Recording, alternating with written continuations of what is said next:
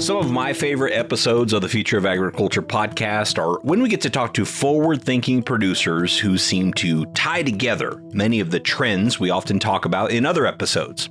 We have one of those for you here today with Greg Bethard of High Plains Ponderosa Dairy. In today's ag world, it's all about market access. You can't just build a dairy and hope somebody buys your milk. You can't just start raising cattle and hope one of the packers will buy your cattle at the end. You've got to have markets. So that's, to me, what this is all about, is getting consistent, high-quality product that a customer can depend on. And then, they're going to want our cattle. Once they want our cattle, then I think we're in a really favorable position. Greg shares openly how they're thinking about efficiency, sustainability, and profitability on their Southwest Kansas dairy operation. Although they're operating at a commercial scale, Greg is very in tune with where consumers are driving the industry. You don't have to read the tea leaves very long to see that consumers that are buying food are showing a preference of buying food that's produced in a more carbon-friendly manner. So we're trying to find that spot where we're choosing to lower our carbon footprint and improve our environmental impact in a way that also is profitable for the business and makes sense and lowers our costs or increases our revenue. Greg Bethard sits down with co-host Jeanette Barnard on today's Future of Agriculture podcast. Hello, fellow ag nerds. Thanks so much for joining me for another episode of the Future of Agriculture. My name is Tim Hamrich, and every week, you and I get to sit down with the farmers, founders, innovators, and investors, the people shaping the future of the ag industry. And today's episode covers some really progressive concepts in modern agriculture, and specifically in modern dairy, although I think there are a lot of connections to other areas of agriculture for sure. You're going to hear from someone who's looking through the lens of a producer, a business-minded producer, and how they're finding ways to lower their carbon footprint and produce both dairy and beef using the same resources. How they're driving costs lower and partnering with companies like Shell to take their operation to the next level. So super excited to share this with you. But before we dive into that, I want to begin by thanking our sponsor for this quarter, which is Merck Animal Health Ventures. Merck Animal Health Ventures is a premier investor in animal ag tech. They invest in companies creating the next generation of animal identification and monitoring technology to advance animal health, as well as new business models to create value from animal data. Merck Animal Health Ventures partners with early-stage technology companies to successfully scale solutions for their customers, which include livestock producers, veterinarians, and pet owners. For more information, check out the Merck Animal Health Ventures website, which we will, of course, link to in the show notes. And if you're an entrepreneur in an animal health-related industry, you want to make sure you get in touch with them. Thanks so much to Merck Animal Health Ventures for supporting the Future of Agriculture podcast. Okay, back to today's episode with Greg Bethard, CEO of High Plains Ponderosa Dairy in Kansas. There's not a lot of context needed here from me because this is another interview conducted by my occasional co-host, Jeanette Barnard. You've heard her on the show several times before, so she probably needs no introduction, but she's a venture capital investor in animal agriculture and the writer of the extremely popular free weekly newsletter Prime Future, linked to subscribe in the show notes. Jeanette, thanks so much for coming back. Thanks so much, Tim. Always great to be here with you. Well, without giving too much away here, go ahead and share a little bit about why you're excited about today's episode with Greg Bethard. Yeah, so part of what interests me so much about Greg's story is that unlike most of the producers that we talk to, Greg hasn't always been in dairy management. He has kind of a non-traditional story in that he started out his career as a dairy consultant, working with a lot of dairies, and then sort of mid-career transitioned into actually managing dairies. And now is the manager, the CEO of this incredibly progressive, incredibly forward-thinking, incredibly well-managed dairy business. And it's just cool to hear that contrast relative to what the story of a lot of producers is, which is more of I've been doing this my whole life and this is the next iteration of it, right? Totally. Yep, absolutely. And I don't know if you set him up for this or if it just was because you're really tuned in to what's happening in animal agriculture, but he touched on a lot of the major themes from what you write about in Prime Future. I mean, beef on dairy has been a big one. The sustainability aspect of carbon credits and things like digesters and that sort of thing. And a lot of interesting stuff for the future of agriculture. But I guess just to kind of frame things up before we dive in, what stands out to you, about Greg and about this episode? Yeah, the biggest thing for me is that I think Greg has a really clear framework for growth of the business. And both in terms of you'll hear him talk about low cost production and what that means from a systems perspective. But then also you'll hear him talk about that framework for growth and why growth is good for attracting and retaining talent. And that's not a dimension of growth within a business that we typically hear talked about. So I think just his framework for how do we move this business forward is very compelling. And then the way that he bolts on those kind of future trends and how he's keeping High Plains Ponderosa right at the forefront of what's coming down the pipe and how do we get ahead of it around, some of those really, really new and emerging opportunities for dairy producers. So that's one thing that I would definitely be listening for. Yep. I love it. I think listeners are going to connect a lot of dots in this episode with previous episodes that we've done, which I think is really, really cool. I do want to pick Jeanette's brain a little bit more on this beef on dairy aspect of what he's doing, but I'm going to wait until the end of the episode to do that. For now, I'll drop into this conversation between her and Greg Bethard, where Greg is giving some of the background into what led him to becoming the CEO of High Plains Ponderosa Dairy. Before I became a dairyman, I'd actually always wanted to be a dairyman, honest to God. I my graduate school in 97, and I'd written a list of, at that time, of 10 things that I wanted to accomplish in my career and in my life. And one of them was to be the managing partner of a large dairy. And just always a dream that I had. And over the years, I was a nutrition and management consultant. I lived on the East Coast and worked with dairies throughout the U.S. and then all around the world. So I got to see a lot of really good dairies, and I learned a ton from really good dairymen. But I was like peripherally involved in lots of dairies, just like ankle deep. And I really wanted to be neck deep in one dairy, just to really sink my teeth into it and the challenge. And I just always wanted to be a part of that. And I'd frankly given up on my dream at some point along the way, just figuring I had a great career and didn't have any complaints at all. I was living a very good life, but I still had that dream that was kind of unfulfilled. And then the opportunity came to join as CFO for John Pagel in Wisconsin, who'd been a friend of mine for a long time. So I decided, I'll go away from being a consultant and I'll be the CFO and kind of help manage the business, not really operations day to day, but more on the financial end. So did that for a couple of years, and John and I wanted to partner and build a dairy somewhere or grow a dairy somewhere. And that was my chance to put my money in because I was not a partner in Wisconsin. And so I was all for it. So when we came down here, John and I partnered with the family in Kansas to grow this. It was my chance finally to put my contribution equity-wise so I could have full skin in the game. But the intention wasn't for me to come down and run it. I was going to stay in Wisconsin and we were going to find somebody to run it. Well, we had trouble finding somebody to run it to come to Kansas. So after traveling back and forth for several months, I just told John, I was like, hey, I want to go do it. And to his credit, he realized my passion and said, Greg, I really don't want you to go, but I see this is what your passion is, and I'm not going to stand in your way. So I came down here, and then unfortunately, 6 months later, John got killed in a plane crash. So then suddenly I was left as the dairy person that had to figure out how to get this thing going. I had great partners here in Kansas, but they weren't dairy people by growing up. They were farmers and ranchers, really, really good business people. So I was surrounded by really good people. But the dairy part of things and running the dairy, I kind of had to figure out. And man, it was hard. And we had a really good team of people here, great guys and gals working with us to figure it out. But there's no way to really learn something than to just have no choice but to make it work. And we've taken the dairy from one parlor to multiple parlors and continued to grow. Our model has always been to try to be a low-cost producer.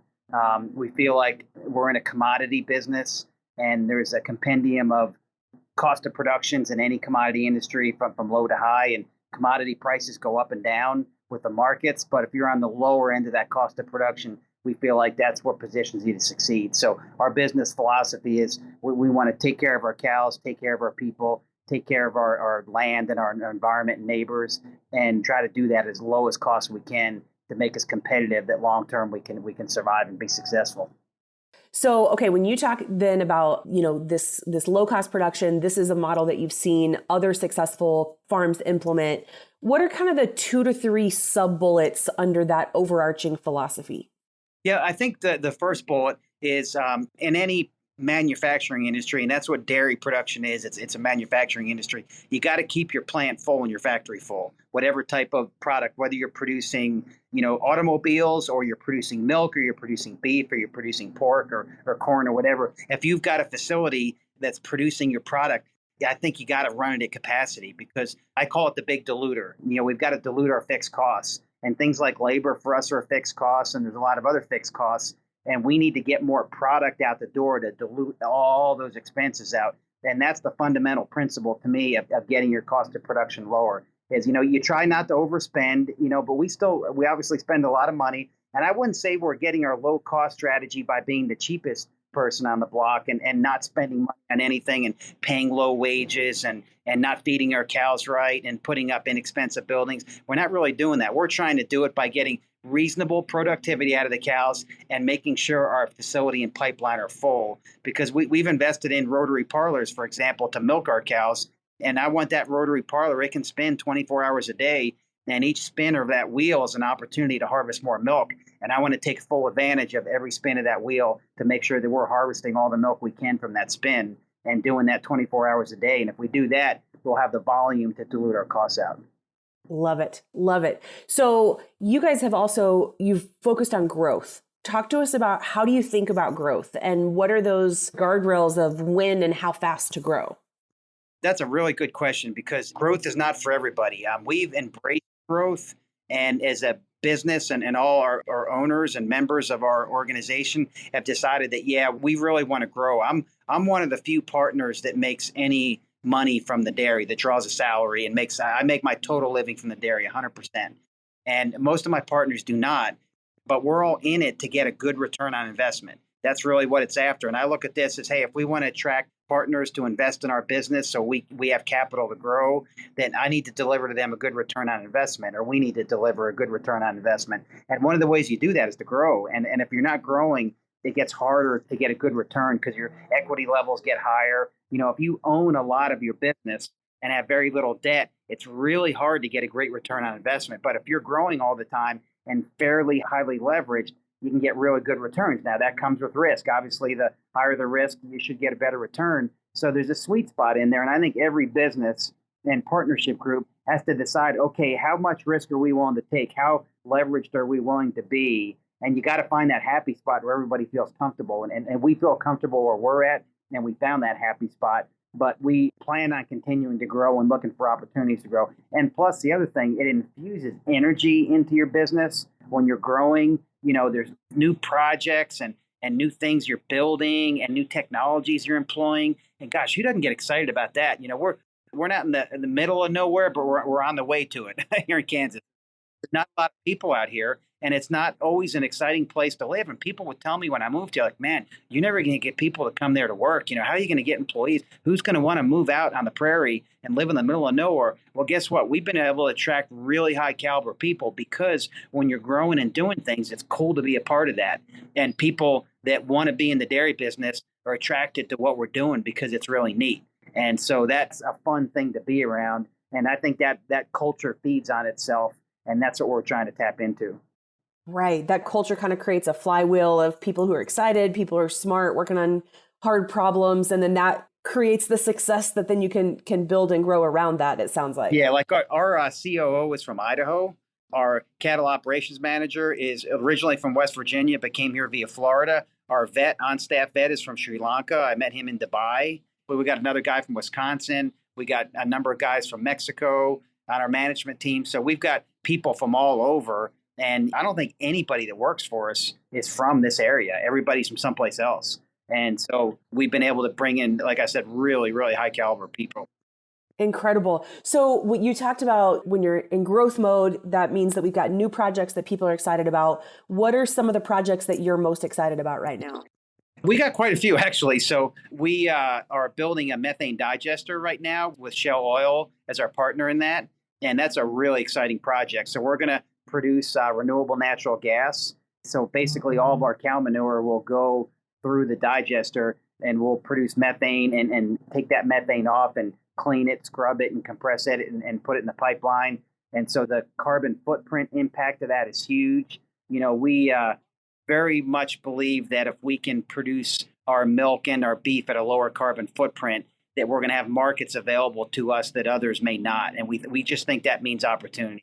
You don't have to read the tea leaves very long to see that consumers that are buying food are showing a preference of buying food that's produced in a more carbon friendly manner. And whether you agree with that politically or not really isn't the issue. The issue is if our consumers want food produced in a certain way, and if we can do it, I think it'd be silly for us to not give our consumers what they want as long as we can do it and do it profitably. So we're trying to find that spot where we're choosing to lower our carbon footprint and improve our environmental impact in a way that also is profitable for the business and makes sense and lowers our costs or increases our revenue. And the digester is a perfect example of that. So that's one project that's really cool. And then we've also got a beef on dairy project where we're crossing a lot of our cows with beef animals, with beef sires, and we're creating, we think, a really quality stream of really high quality beef that's grading really well, and the quality of the meat is fantastic.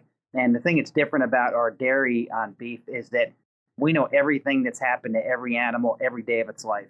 From the time it was conceived until the time it's harvested, we can tell you anything that happened to the animal, all treatments, completely agent source verified. So we can tell the story on every animal, and we can control the production practices. If there's an advantage for feeding animals in a certain way or rearing them in a certain manner, we've got the ability to be able to do that. And unlike traditional beef cow businesses, ranches, cow-calf operations, they tend to be kind of seasonal in their production process where they calve certain seasons. We have the same number of calves born virtually every day year-round. So we can have a really consistent, steady supply, which I think differentiates us a little bit too. So that's another exciting business we're getting into as well. And then actually today, as we speak, we're opening our latest cross-ventilated freestall barn, and we're just moving cows in it today. So this is a really exciting day for all our guys and gals to say, man, we're cool. We're moving cows into new housing conditions and a new environment. Everything's shiny, spanking new before we get cow poop all over everything and dirty it up a little bit. But it's a really exciting project we're in the midst of now, too. Okay, that's awesome. Man, this is making me want to move to Kansas and be a part of this. Just kidding, kind of. So I have some follow-up questions here. Let's start with that last one, though. The cross-ventilated freestall barn. Talk to us about what that is and how does that contrast with other options or maybe what the industry standard status quo might be. Yep, there's a fair amount of cross-ventilated barns that have gone in the last 5 years, and it's fairly common now, particularly in this part of the world. What it is, cross-ventilated mean the air is ventilated across the barn. So one end of the barn has fans and the other end has an inlet, and air just basically sucked through. It's a negative pressure facility, and so you get all your cows inside, and so you really get to control the environment. So if you've ever been to Kansas, you always say we've got 3 seasons, winter, summer, and wind. And those 3 seasons can all be really hard on cows. The wind is really tough on them. It blows dirt in their feed, and it's not comfortable to be outside. And then we get really cold weather. We get snow, we get rain and all this. So inside the barn, it's climate controlled. So it's the same all the time. So the cows really are very stress-free. They get to lounge around in free stalls, and the feed's in front of them. And, some days you go outside and it's literally hell outside. It's blizzard or whatever goes on. You drive in the barn and the cows are sitting like, boy, this is a nice day and life is good.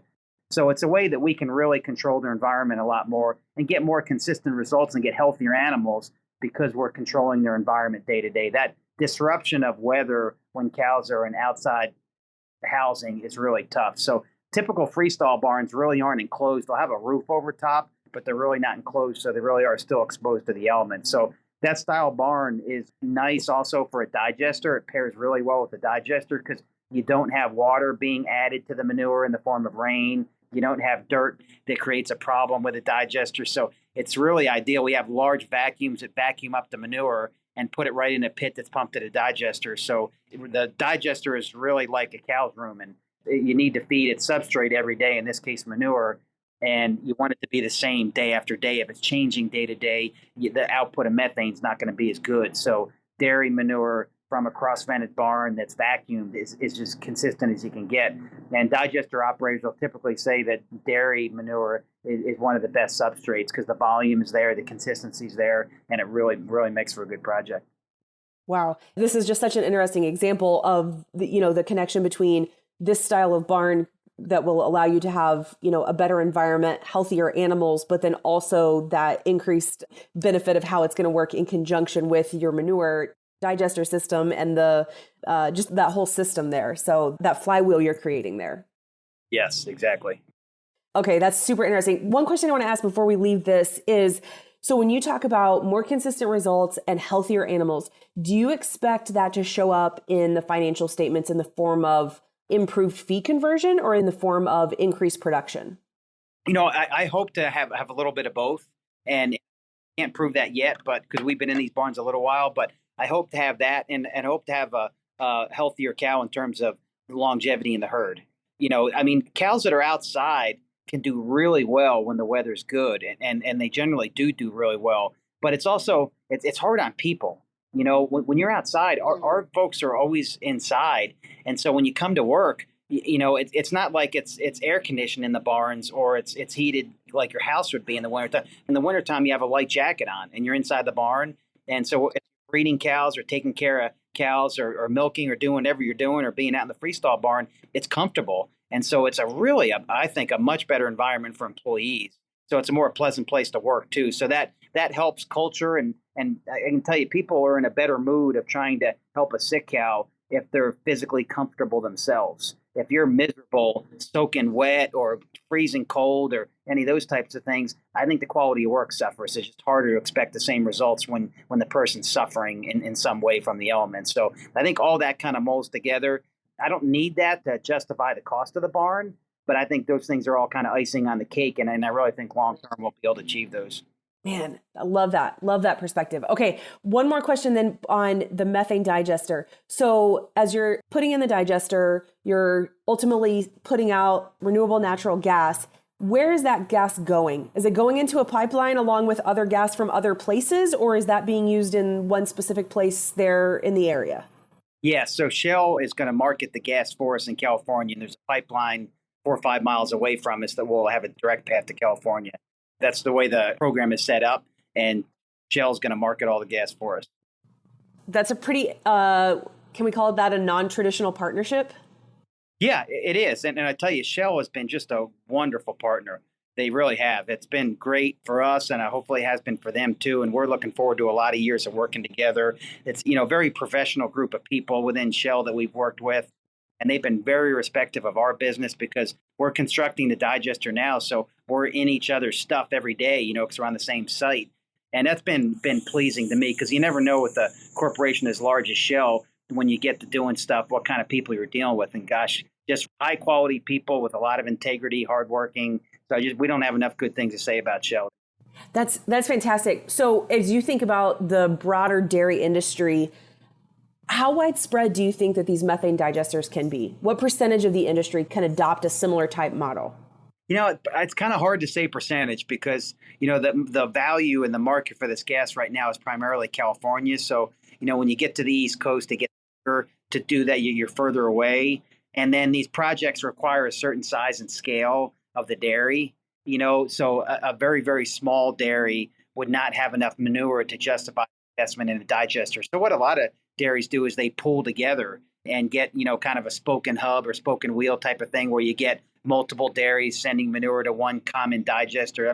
Some people call them community digesters, so I think those type of things. But I think over time, the programs that monetize the carbon value of the methane that you're producing, as those spread across the country, I think more and more dairies are going to have an opportunity to do it, because it's really a great source of renewable fuel that's available to there. And really, the way to think of it is the manure on our dairy, when we put it in our lagoon, it was making methane already. And the methane was just leaving our lagoon and going up into the atmosphere.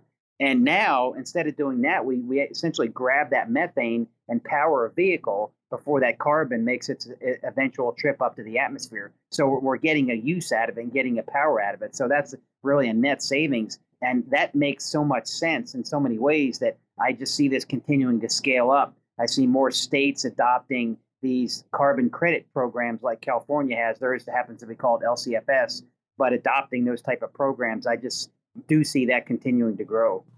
Brilliant. Brilliant. Okay. Talk about seizing opportunities. So definitely you guys are capturing a hold of that opportunity, but then also the beef on dairy. So this is something that I've explored a lot via the newsletter I write, Prime Future, because I'm just so fascinated by the way that this concept allows dairies to capture so much more value from the system by using those beef genetics. Talk to us about what were some of those early takeaways as you started moving down the beef on dairy process? What were the challenges of finding the right cattle feeding partners or the right processors, or, getting your whole beef on dairy system set up? Because as you mentioned, that benefit of knowing what happens to the animal every day of its life, controlling the production practices and being able to tell the story. What I've heard a lot of folks say is, in order to get the benefit from that, you have to control it the entire life cycle, right? So talk to us about your experience getting that set up. Yeah, so we first got into this just like everybody else. I mean, we're not doing anything really different than many other people. We started using sex semen a number of years back, and sex semen allows us to create, 90 to 95% females out of that unit of semen. And so you're left in a spot, either I'm going to create tons of extra females that I don't need, and there hasn't been a good market for those, or I could potentially use some beef semen. So like everybody else, we started using some beef semen and had some calves born. And over time, we realized that, the sex semen was working pretty well. Our conception rates didn't drag much, and we thought, well, we're just going to start doing more. So eventually, over a period of a year or two, we got to where we were using only sex dairy semen and only beef semen. So essentially, 40 to 45% of our cows were bred to sex dairy semen, and that created all the replacements we needed, and everything else we bred to beef. And we started out just grabbing, like a lot of people, we weren't very smart about it. We said, well, we just want some cheap semen. So we just go buy whatever cheap beef semen we could find. And the calves we got did okay, but they really weren't anything fantastic. Then we got hooked up with ABS, and they've got a program in Focus is the program they happen to have. And we felt like they had the kind of genetics that it would take to create the animal we want. The genetics are really created for dairy on beef. And we just thought that they had a lot of history and a lot of passion about that and really liked the program. So we switched everything to ABS in Focus. And once those animals came in and we started growing those animals and harvested some of them, it's like, wow, this is really a consistent product. The quality's there. So I think that genetics is a key part of making this work. And we certainly made the mistake in the beginning of just trying to use cheap semen. The joke is you'd kind of empty your semen tank out with your beef program, whatever junky old semen you could find that was cheap, we put in, and we're now about value added. And we made the decision early on to retain ownership all the way through to the end because we wanted to understand what we have. If you don't retain ownership, you never know what the product is in the end. And I still have a vision someday of having the volume to where we can go to a customer and say, hey, we've got so many head a week, and we'll have them every week, and they're all the same, and they're all consistent, and it's really high quality. And like you said, we can tell the story and control the practices, how we feed and manage them. We can do all those things.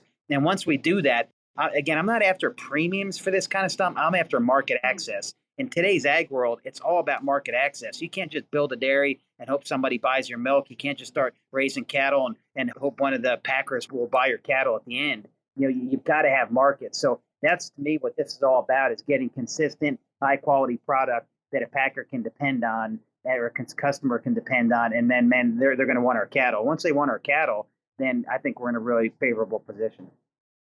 Amazing. So talk to us a little bit about that then. When you guys started the dairy and started to grow the dairy business, what was the market that you cultivated for the milk? So we've been with DFA since the beginning. DFA's Dairy Farmers Are American. It's a co-op that we're part of.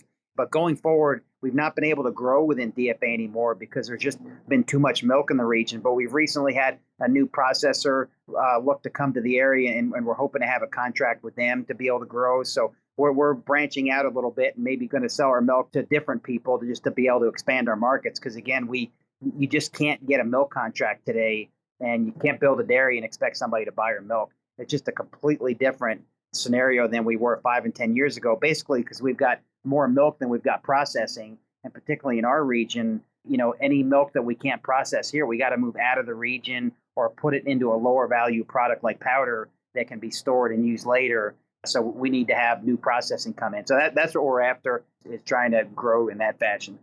Awesome. talk to us a little bit about how did you find the model? You talked about that your goal is to be the low cost producer, but it sounds like what you're interested in is that combination of high quality in terms of how you operate the business and low cost. And how did you arrive at that model? I had the good fortune of consulting with a lot of really good businesses. And over time, I'd start to notice attributes of businesses that I thought were more successful and those that weren't. And the low cost model that we've come to adopt, it's kind of like a hybrid model, is really from watching other people and seeing what they've done and trying to copy. We're not reinventing the wheel here or coming up with all new things every day, really just trying to emulate what other people have done so well. And like I said, I was so fortunate that I got exposed to some of the best dairymen all around the world. A lot of days I think like, gee, I wish I would have become a dairyman at a younger age, because right now I feel like almost I'm running out of time because I'm not spring chicken anymore. And I wish I'd started this 25 years earlier. But then it's like, now I don't wish I started early because I wouldn't give up all the things I learned and all the people I met and all the great dairy businesses that I got to be a part of that I learned so much from. That's, I think, been a huge part of what we've accomplished here. So I wouldn't change any of that for the world. I love that. I love that perspective.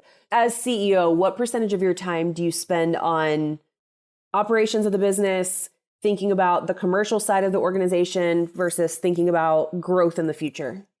I read a book probably 3 years ago. Our board actually read the book, and it was called No Man's Land. And that book was about businesses are heading into a growth period and what things do you need to put in place before the growth period.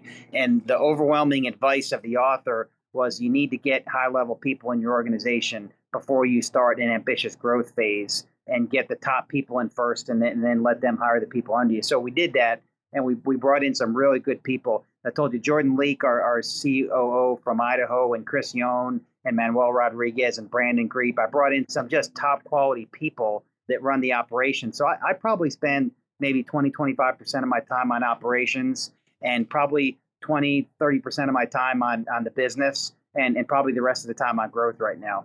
So I'm prioritizing a lot of time. And I believe very strongly in the Warren Buffett theory of how to do things, and that he reads and reads and reads. And I try to devote a certain amount of time every day to read everything I can get my hands on about markets and about new ideas and new interests. I like to read about things outside of our industry. I think that really helps me a lot to get focused on new ideas and new possibilities. And then I like to take dairy trips around the world to see different dairy industries and different parts of the world. I've always consulted overseas, but I like the chance to go when I can, because every time I come back from a trip overseas visiting dairy farmers at their dairies, I just come back with about 1,000 ideas. It's just when you're in your own situation every day, it's really hard sometimes to see the possibilities because you're so caught up in the day-to-day that you just don't see the opportunities that are maybe right in front of you. And for me anyways, when I step away and get away, suddenly I'm seeing opportunities that I didn't see before, and that's invaluable. So I also had a good piece of advice from a friend of mine that first summer we were struggling. He came to visit me, another fellow dairyman, and he saw that I was very tired and overworked. And I thought the way to fix our problems on a dairy was to work harder and work more hours. And he said to me, he's like, Greg, it's really hard to lead people when you're tired. And I took that to heart. So I owe it to all my colleagues here and all my coworkers and to this business to show up every morning with a good night's sleep, ready to go to work with a fresh mind and a fresh attitude. And so all those things are, I think, a part of my day-to-day to help allow me to focus on growth and opportunities and not get negative. And because it's really easy to get negative some days and kind of fall down in the hole of negativity and get caught up in that. And so they're my methods anyways for trying to not to fall in that hole. Granted, some days you'll come here, you'll find me in a foul mood like anybody else. But I'm trying to keep myself out of that and keep myself focused on growth and opportunities, because you never know what they're everywhere out here. If you just sit around and look, it's amazing how many opportunities are out here. Man, okay, this is awesome. There's so much wisdom in what you just said that I want to remember that verbatim, all of that gold there. So let me ask you this question then, given how growth oriented, future oriented you are, talk to me about what does the dairy look like, your business look like in 5, 10, 20 years? What's the time horizon that you're thinking on, and what does the business look like down the road? Yep. So in 5 years, I think we'll be double what we are today, or probably 2.5x of what we are today. I think we've got some things in place to make that happen. After that, I don't know what the opportunities will be. So, we've identified as a board and as an ownership group that we are interested in partnerships. Shell is a perfect example of that we value partnerships. We value those relationships. So I try when I can to build relationships with people, because you never know what kind of opportunities are going to come from that. And I think people are very interested in working together to solve problems and create opportunities. I think this beef on dairy thing, it's got opportunity written all over it. We just got to figure out where it is and what it is and how to harvest it, because it's new. Anytime something's new, that's where the opportunity is. If it's been done for 100 years and it's streamlined and everybody's got to perfect it, I'm questioning how much opportunity there is. So I can't tell you what the opportunities are coming exactly. I think this carbon credit situation and carbon scoring and sustainability and all that, I think there's opportunity there without a doubt. And we're trying to pursue that. But I think there's going to be more that we don't even realize yet. I think our opportunity to grow is going to continue to be there too. That I do think we'll have the opportunity to continue to milk more cows, and it may require us moving someplace else a little bit, but I think at some point we're going to want to do that. Awesome. Okay, this is such an energizing note to end on then. Greg, thanks so much for sharing your insights and for the discussion today. Really appreciate it. You're welcome. Well, huge thank you to Greg Bethard for being on the show. And Jeanette, thank you to you for bringing this story to us. I'm curious to get your perspective after your talk with Greg. What are you going to take away from that conversation? So my favorite nugget from Greg actually was something that didn't make it into the podcast itself, because there was just so many good nuggets that Greg gave us, and you had to edit somewhere. But when Greg and I were first starting the conversation, and I asked him about that transition from being a consultant to being the CEO of a growing organization, and what that transition was like. And he said, what I learned is that I've got to put my boots on and go to work every morning. And he said, when we were first starting up, everything was going wrong as we were trying to get the facility up and going and get cows in. And he said, I'd get beat up all day and work long hours, and I'd go home defeated. And I'd be asking myself, am I capable? Am I up to the task? All of these imposter syndrome questions that I think most of us can relate to. And then he said, what I learned is you've got to get a good night's sleep so that you can wake up every morning and go back out to the barn and have a good attitude. And if you do that for enough days in a row, you'll get it figured out.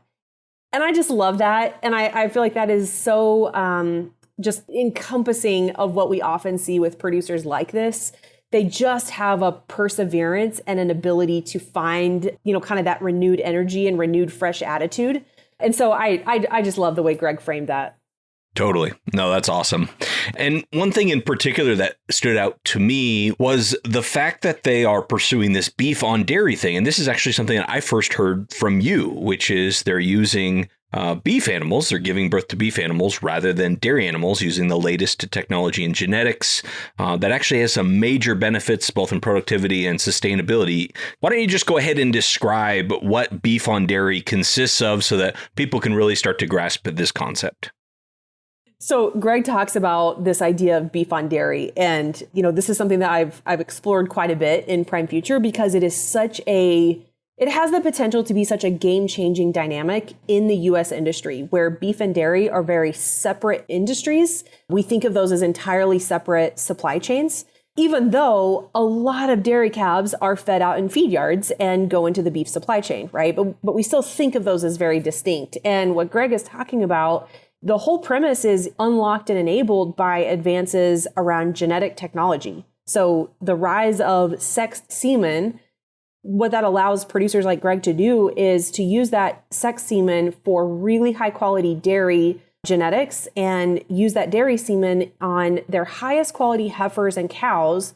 That 30 to 40% of their highest quality animals that are going to be bred to dairy genetics, that's what's going to produce their replacement heifers, right? So now we have the remainder of the herd that we can breed to beef genetics. And then we're going to get an animal, an offspring that looks more like a beef animal than it does a dairy animal. And there's a whole science and a whole art that's being developed around the right combinations of beef and dairy genetics in order to maximize the value of that offspring. But what we're seeing is, producers that now are saying, okay, let me take that offspring that looks like a beef animal, and instead of selling it at a day old or 3 days old or early in its life, let me actually hang on to it, and I'm going to own that animal all the way through feeding and finishing the animal and selling it to the packer. I've now created a significant value stream out of my dairy herd as a result of being able to use that sex semen on the highest quality portion of my cows to get my replacement heifers. Now I have this portion of my herd that's delivering this just super high quality beef looking, beef acting, beef type carcass offspring. Cool. All right. Well, Jeanette, I can't thank you enough for doing these episodes. It really has been a delight for me. Every single one of them has been good. And you're welcome back anytime you want to share some more stories, especially these kind of animal ag innovation types. And love to bring a producer on. I want to do more of that. If anyone out there has any recommendations, send them my way for a producer that's thinking about their business differently and in a really forward thinking way. I've really enjoyed those episodes that we've done on that topic here lately. So, Jeanette, thank you again. And we will call it an episode. Thanks so much, Tim. And thank all of you for your time and your attention. I don't take it lightly. I'll be back next week with another story of ag innovation.